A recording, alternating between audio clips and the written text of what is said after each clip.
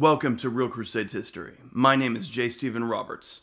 Today, we're going to be looking over the top 10 victorious campaigns in the history of the Crusades.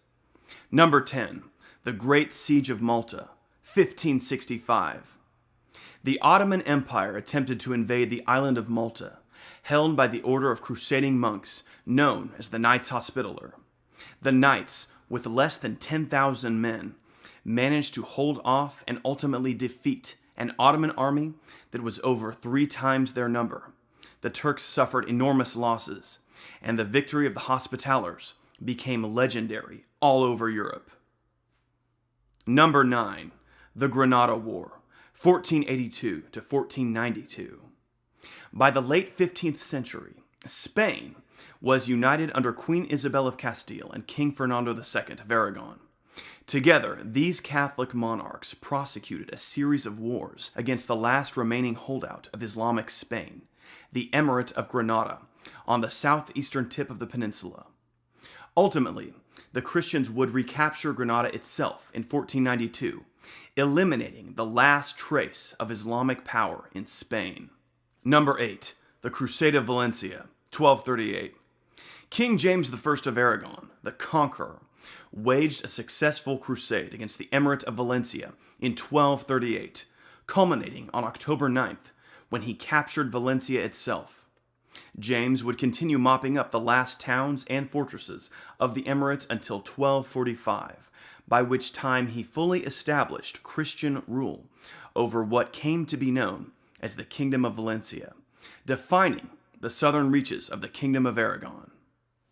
Number 7, the Third Crusade, 1191 to 1192. In 1187, Saladin conquered almost the whole of the Kingdom of Jerusalem. However, the Third Crusade, led by Richard the Lionheart, conquered Cyprus and recaptured Acre, the wealthiest city in the Levant, as well as Caesarea, Arsuf, Jaffa, and most of the Palestinian coast. The Crusaders defeated Saladin decisively at the Battle of Arsuf and the Battle of Jaffa, destroying Saladin's plans to eliminate the Crusader presence in the Levant and securing the existence of the Crusader states. Number 6, the Battle of Lepanto, 1571. On October 7th, a Holy League fleet composed of various Italian states, the Spanish Empire, and the Knights Hospitaller faced off against the massive Ottoman Turkish navy in a major sea engagement in the Gulf of Patras. The Christians were victorious, destroying the Ottoman navy. The defeat was a serious blow to Ottoman prestige. Number 5, Fernando III of Castile's great crusades to conquer Cordoba and Sevilla, 1236 to 1248. Over the course of a decade and a half, Fernando III, King of Castile and Leon, inflicted some of the most widespread losses of territory on the Muslims in all of history, conquering virtually the whole of Al-Andalus, including the enormously important cities of Cordoba and Sevilla. The Grand Mosque in Cordoba, one of the most noteworthy examples of Arabic architecture, was converted to a Christian cathedral dedicated to the Mother of God, which it remains to this day. Although the Muslims would maintain a tiny petty statelet in Granada on the southern end of the Iberian Peninsula until 1492, Fernando III's tireless crusading essentially eliminated Islamic Spain. Number 4, the First Crusade, 1096 to 1099. In 1095, Pope Urban II called Europe's knights to recover Muslim-held Jerusalem, and huge numbers of Christian warriors responded. It was this great campaign that would launch the crusading movement as a whole.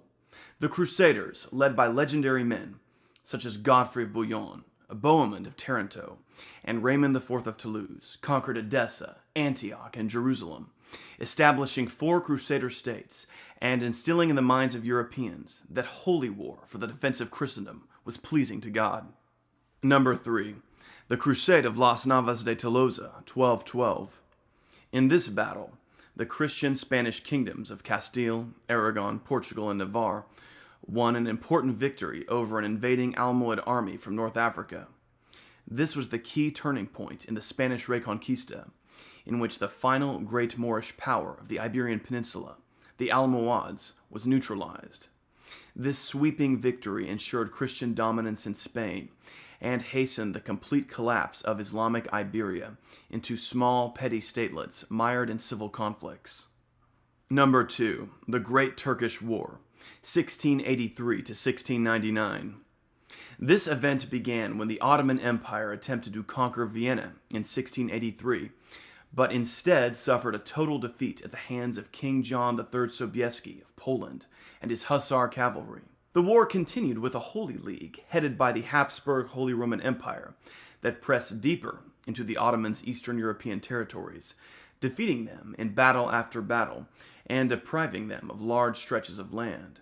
This war ended the Ottoman Empire's run as a major world power, and ushered in an era of Christian European supremacy. Number 1. The Battle of Tours, 732. Although it took place centuries before the advent of the Crusades, Charles Martel's victory at Tours prevented the spread of Islamic political dominance into France, thus ensuring the survival of Christian Western Europe through one of Islam's most powerful periods. Charles Martel himself was perhaps the greatest general of his age, and his battle-hardened army provided the first strong resistance the early Arab conquerors met west of Constantinople. Without Tours, Western Europe may well have been fully subdued to Islamic power during its infancy, thus preventing the great flowering of Western Christian civilization that took place in the High Middle Ages.